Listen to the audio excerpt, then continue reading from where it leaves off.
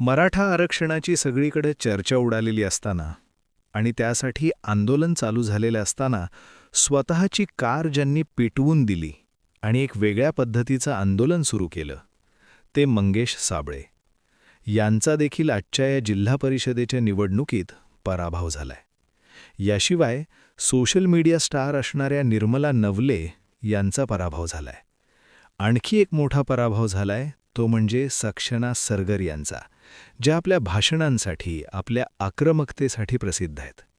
त्यामुळे सोशल मीडियामध्ये आपण स्टार असणं किंवा वेगवेगळ्या माध्यमातून वेगवेगळी आंदोलनं करणं या एवढ्याशाच गोष्टींच्या जीवावर एखादं पद मिळवता येतं असं आत्तापर्यंत जे वाटत होतं याला इथं धक्काच मिळतोय.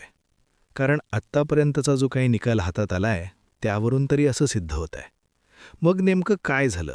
मंगेश साबळे तर जिंकत होते कारण त्यांच्या विजयाच्या पोस्ट बाहेर आलेल्या होत्या. सुरेश धसांनी त्यांचा विजय झाला अशी पोस्ट देखील टाकलेली होती. या सगळ्या गोष्टी एका बाजूला घडत होत्या आणि दुसऱ्या बाजूला मात्र मंगेश साबळे पराभवाच्या जवळजवळ जात होते. मग त्यांच्या निकालामध्ये असं काय घडलं? अचानक काय घडलं? निर्मला नवलेंचं काय झालं? हे सगळं बघूया. मंडळी, मंगेश साबळे यांनी मराठा आंदोलनातून आपल्या राजकीय कारकिर्दीची सुरुवात केली. ते सरपंच झाले. त्यानंतर त्यांनी महाराष्ट्रातून जालना जिल्ह्यातून लोकसभेसाठी निवडणूक लढवली. लोकसभेची निवडणूक त्यांनी रावसाहेब दानवे यांच्या विरोधात लढवली आणि त्या निवडणुकीत त्यांनी चांगला जोर लावला. म्हणजे प्रत्यक्षात त्यांना कुणीही सुरुवातीला सिरियस घेत नव्हतं. पण त्यांची प्रसिद्धी, सोशल मीडियामध्ये असलेली त्यांची फॉलोईंग आणि त्यांना असलेला तरुणांचा पाठिंबा यांच्या जीवावर त्यांनी रावसाहेब दानवेंना नाकीनं वाढली.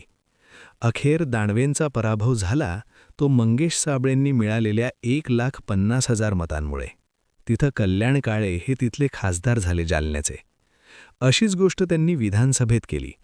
आता पुन्हा एकदा यावेळेला ते जिल्हा परिषदेसाठी उभे राहिले होते. सगळीकडे चर्चा होती की मंगेश साबळे फुलंब्रीमधून, जिथं वडोद बाजारमधून त्यांनी अर्ज भरला होता, तिथून सहजपणे जिंकून येणार आणि त्याबद्दल चर्चा देखील चालू झालेली होती. निकालाच्या अगोदर बॅनर लागलेले होते. लोकांनी सोशल मीडियाच्या पोस्ट तयार करून ठेवलेल्या, फोटो सगळे एडिट करून ठेवलेले. पण तरी देखील पहिल्या फेरीत, दुसऱ्या फेरीत जी त्यांना 2,200 मतांची आघाडी मिळालेली होती, ती नंतर 1,600 झाली, 800 झाली, 400 झाली, अशी होत होत ती मायनसमध्ये गेली आणि अखेर शेवटी 1,600 मतांनी मंगेश साबळेंचा पराभव झाला. हा पराभव सगळ्यांसाठीच, म्हणजे तिथल्या छत्रपती संभाजीनगरमधल्या, जालन्यामधल्या प्रत्येकासाठी धक्कादायक असाच. पण एवढ्यातून एक लक्षात येतंय की मागच्या जवळजवळ 3 निवडणुकांमध्ये सलग संघर्ष केलेल्या या एका तरुण कार्यकर्त्याला पुन्हा एकदा जनतेनं नाकारलेलं आहे. मंगेश साबळे या निवडणुकीमध्ये शिंदे सेनेच्या तिकिटावर लढले होते आणि त्यांच्या विरोधात होते गोपाळ वाघ. गोपाळ वाघांनी मंगेश साबळेंचा पराभव केला. ते भारतीय जनता पक्षाकडून आता जिल्हा परिषदेत गेलेले आहेत. अतिशय उच्च शिक्षित असणाऱ्या, सोशल मीडिया स्टार असणाऱ्या निर्मला नवले, ज्या कारेगावच्या सरपंच आहेत आणि सोशल मीडियामध्ये त्या प्रत्येकाला माहिती आहेत. तुम्ही जर हातात कधी मोबाईल बघितला असेल किंवा घेतला असेल महाराष्ट्रात, तर तुमच्या मोबाईलच्या फीडमध्ये कधी ना कधी निर्मला नवले येऊन गेलेले असतील. त्यांचं म्हटलेलं आय वॉन्ट इट म्हणजे आय वॉन्ट इट हे त्यांचं जे स्टेटमेंट आहे ते तुम्हाला कधी ना कधी कुठल्या ना कुठल्या माध्यमातून येऊन गेलं असेल. पण या निर्मला नवलेंना राष्ट्रवादी काँग्रेसनं म्हणजे अजित पवार गटानं तिकीट दिलं होतं, विश्वास दाखवलेला होता. पण त्यांचा देखील या निवडणुकीत पराभव झालेला आहे. शिरूर तालुक्यातल्या कारेगाव गुणामधून त्यांनी पंचायत समितीसाठी निवडणूक लढवलेली होती. त्या ठिकाणी त्यांचा भारतीय जनता पक्षानं पराभव केलेला आहे. या ठिकाणची जी निवडणूक होती, या ठिकाणी एक गोष्ट झालेली ती म्हणजे ही तिरंगी निवडणूक होती. या ठिकाणी राष्ट्रवादी काँग्रेस म्हणजे शरद पवार गटानं देखील आपला उमेदवार दिलेला होता आणि त्यामुळे या मतविभागणीमुळेच राष्ट्रवादीच्या निर्मला नवले यांचा पराभव झाला असं बोललं जात आहे. निर्मला नवले यांचे सोशल मीडियावरती 5,75,000 पेक्षा जास्त फॉलोअर्स आहेत. पण प्रत्यक्षात त्यांना मतं मात्र त्या प्रमाणात मिळाली नाहीत. किंवा यामधून हीच गोष्ट स्पष्ट होते की सोशल मीडियामध्ये स्टार असणं ही आपल्या निवडून येण्याची एक स्टेप असू शकत नाही, हेच आता यातून दिसतंय. पुणे जिल्ह्यात मात्र सगळीकडे राष्ट्रवादी काँग्रेस निवडून आलेली आहे. अजित पवारांच्या ज्या दुर्दैवी मृत्यू झाला त्याची सहानुभूती तिथं मिळालेली आहे. अजित पवारांच्या राष्ट्रवादीला चांगलं यश मिळालं असलं तरी हे यश दुर्दैवानं निर्मला नवले यांना मात्र मिळालं नाही. त्यामुळे त्या या सगळ्या रेसमधून आत्ता तरी बाहेर पडलेल्या आहेत. तिसरा एक महत्त्वाचा अशाच प्रकारचा निकाल, ज्याला चर्चेत राहणाऱ्या व्यक्तीचा निकाल असं म्हणू शकतो, तो म्हणजे सक्षना सलगर यांचा निकाल. त्या राष्ट्रवादी काँग्रेस शरद पवार गटाच्या प्रवक्त्या आहेत. त्या धाराशिवमधल्या तेरमधून निवडणूक लढवत होत्या. त्यांच्या विरोधात होत्या भारतीय जनता पक्षाच्या उमेदवार अर्चना पाटील. अर्चना पाटील या राणा जगजीत सिंग यांच्या पत्नी आहेत. खरं तर सक्षना सलगरच्याबद्दल सांगायची गरज नाही.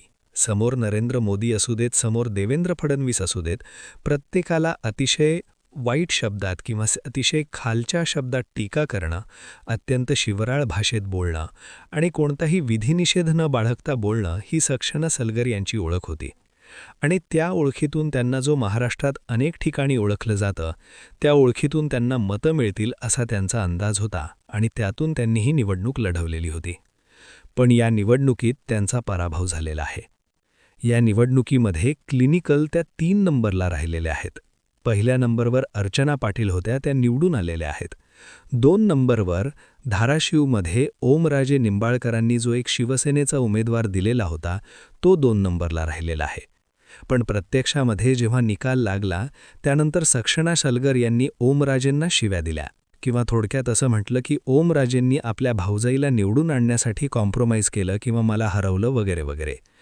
सगळं असलं तरी प्रत्यक्षात त्यांना 2000 मतं देखील मिळालेले नाहीयेत. त्यामुळे ते असं म्हणूच शकणार नाहीत की ओमराजेंनी त्यांना पाडलं. ओमराजेंचा जो उमेदवार होता त्याला 6200 पेक्षा जास्त मतं मिळालेत. खरं तर त्यानंच या अर्चना पाटलांना चांगली टक्कर दिली.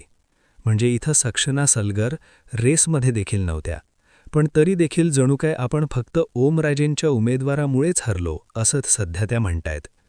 अशा या काही लोकांच्या गोष्टी होत्या, जे सोशल मीडियामध्ये स्टार होते, चर्चेत असणारे चेहरे होते, ज्यांनी इतर वेगवेगळ्या माध्यमातून समाजामध्ये नाव मिळवलं असेल, वेगवेगळी आंदोलनं करून नाव मिळवलं असेल, जसं की मंगेश साबळेंनी, पण तरी देखील प्रत्यक्षामध्ये त्यांना मतपेटीतून हा विजय मिळाला नाही. यातला चटका लावणारा विजय खरं तर मंगेश साबळेंचाच आहे, कारण त्यांनी या अगोदर लोकसभेत, विधानसभेत चांगली टक्कर देऊनसुद्धा पुन्हा एकदा जिल्हा परिषदेत त्यांचा पराभव झालाय. त्यामुळे हा निकाल अनेक लोकांना काही धडे देणारा, शिकवणारा असेल. या व्हिडिओमध्ये इथेच थांबूया. तुम्हाला असे धक्कादायक निकाल आणखी कुठले वाटले ते आम्हाला कमेंट्समध्ये सांगा. व्हिडिओ आवडला असेल तर व्हिडिओला लाईक करा, चॅनलला सबस्क्राईब करा. धन्यवाद.